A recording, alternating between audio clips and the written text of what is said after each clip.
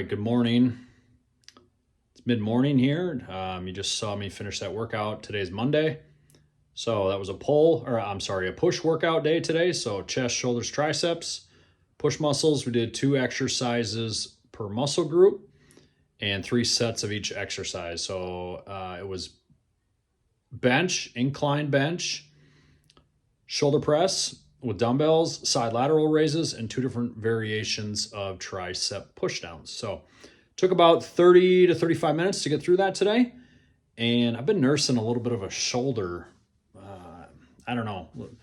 I've had a lot of shoulder issues in my life going back to playing football in high school, and they tend to flare up a little bit here and there, but was able to power through it. It's nothing serious, but just my shoulders just, I don't know, feeling a little bit off. And but anyway, so got done with the workout, been at the desk here for a little while, taking a little break.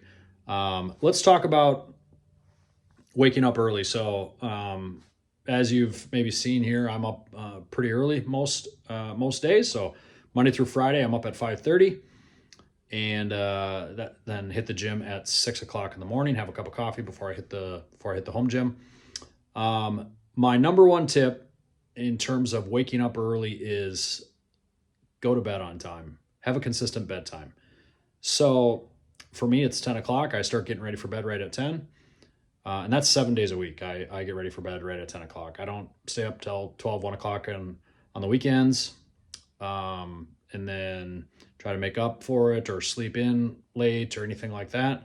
I am very, very consistent at 10 o'clock. I'm getting ready for bed, and I'm up at 5:30 Monday through Friday.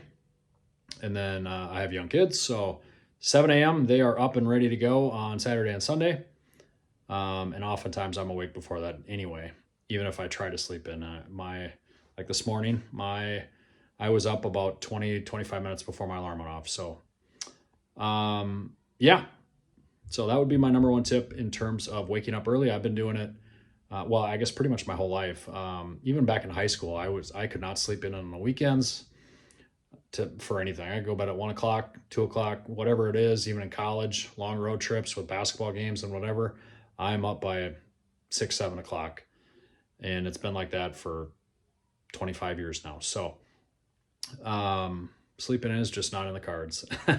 Too much I want to get done in the day. But yeah, so let's get after it. Let's keep working. And I'll check in with you a little bit later with progress update and what we got going on today.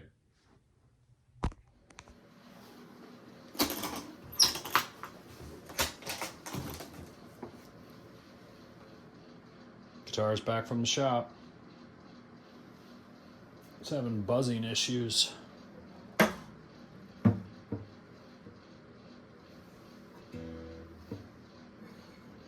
All fixed up.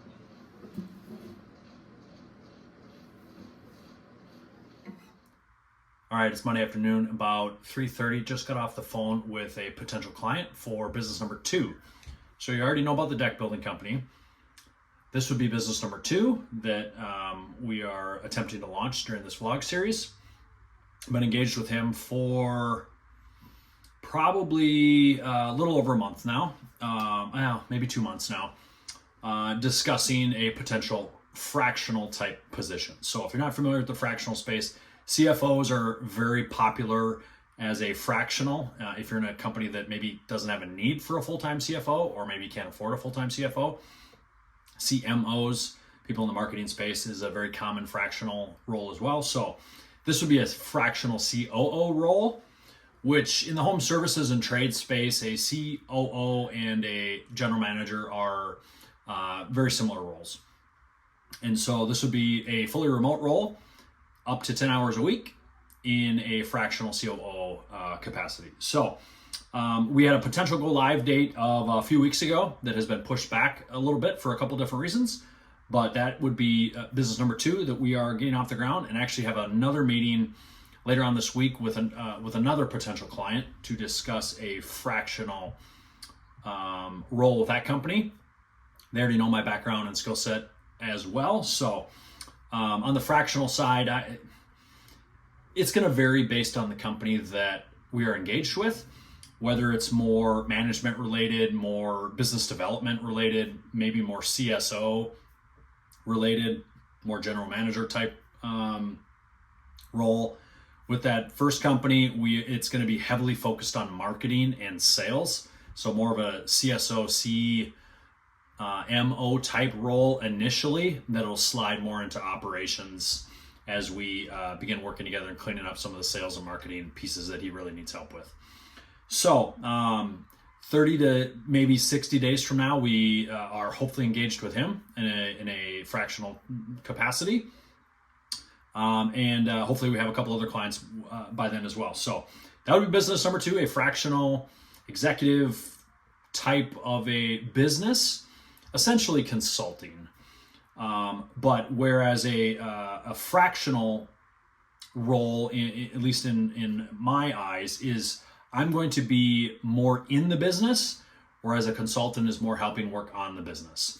I will be doing both, in and on, helping the business owner or whoever, both in the business and on the business, in whatever the capacity is based on that client. But focus more on a general manager, COO type of a business to get off the ground. But again, each client will have a little bit different contract and scope of work. So very excited about that. That's business number 2 that we are going to get off the ground. You're going to come along for the journey on that one. And then we are still pursuing other business opportunities. You might be thinking, why don't you just invest full time into your deck building company? I've been asked that a lot. I am not wired that way. I like to have a lot of stuff going on. I like to be extremely busy, probably a little bit of a workaholic, but I am not working 24/7, 365.